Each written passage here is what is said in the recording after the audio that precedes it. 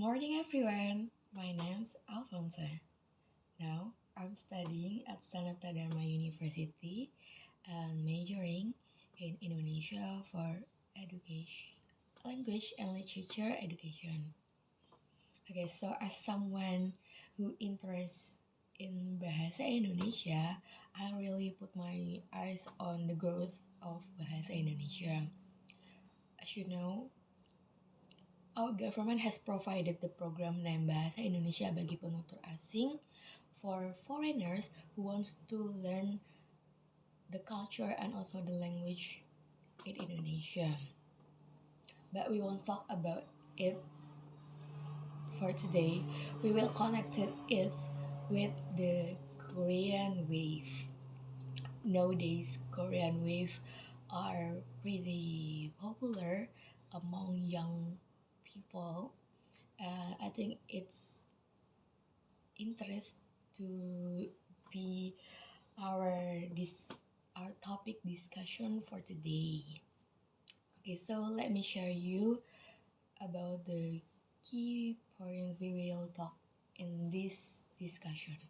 So the first one, we'll talk about the history of Korean wave, and then we will talk about the effect of Korean wave among young people in Indonesia. And lastly, we will talk about the unique strategy they use to attract or to approach Indonesian young people. Okay, so without any further ado, we will talk about the first topic. It's about the history of Korean wave in Indonesia. So actually, Korean culture Korean culture have been known since 2006. Okay, they are, K-pop, Korean culture itself are divided into three aspects that are growth in Indonesia. The first one is the K-pop. K-pop is the music of Korean groups, and then the K-drama. K-drama, we will talk about the film or cinematography. And then the last, we will talk about the technology, the Korean technology in Indonesia. Actually, the third aspect are not really popular than the another two, but it also growth with K-pop and K-drama also. Okay, so in 2006, some Korean group are debuted. Was debuted. For instance, Super Junior with Sorry Sorry. This single was big at the time, and then Girls' Generation with G, then Big Bang with Fantastic Baby, and then last is Wonder Girls Tell Me, and last is 221 with Fire. And this group has paved the way for another K-pop group, and this group are concluded as the second K-pop group in industry. So this industry are divided into some generation, like the first generation, and then second, third, fourth, and now we are on the fifth generation. It's pretty interesting because each generation has their own culture. Okay, so in 2010, internet are not internet that time haven't really easy to access. We need Wi-Fi. The connection of internet itself, it's hard to find. Of course, we some friends are know about Korean groups through television, and then about the key drama, we are get introduced from television like Voice Over Flowers, The Hairs, and Descendants of the Sun. Okay, so it's the history about Korean wave in Indonesia, and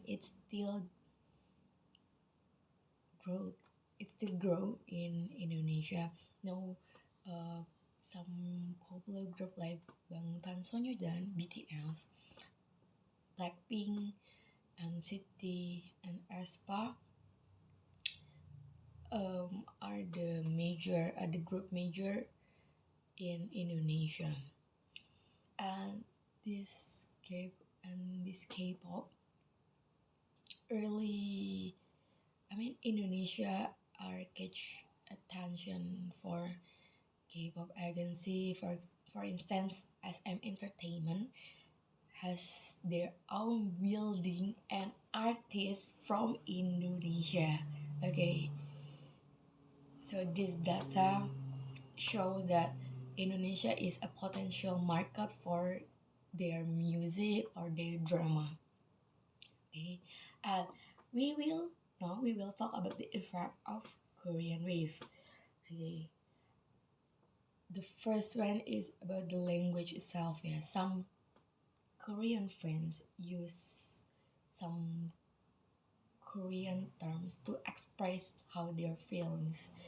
Like, for example, hello, some of them use annyeong instead of hello, like that. Or terima kasih, they replace it with gomawo or kamsahamnida. Okay, so they are some culture exchange in this context for the effect of Korean wave. Not, I think that's not all of the effect of Korean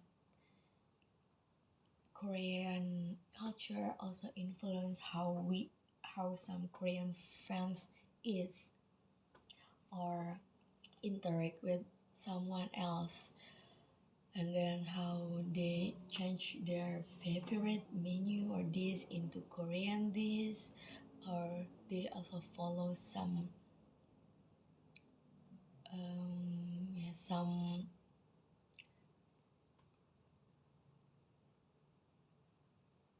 some tips from Koreans, like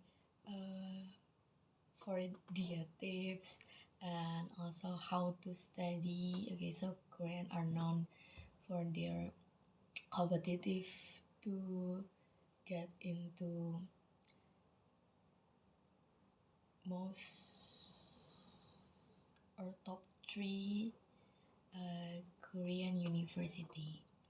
Okay, so now we will talk about the unique strategy to approach young people generation.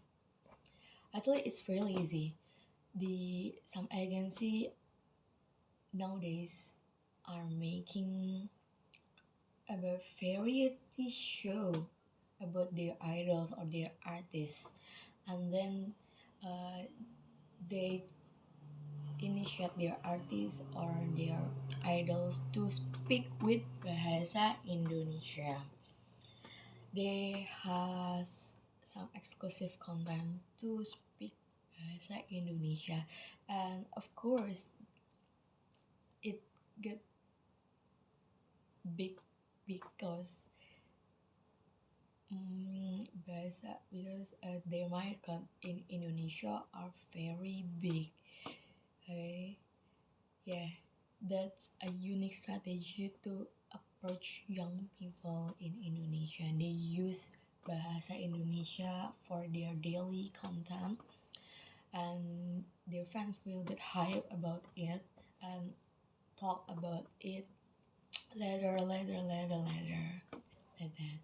But not only about that, They also use some strategy to reach our local artists. For example, DK from Winner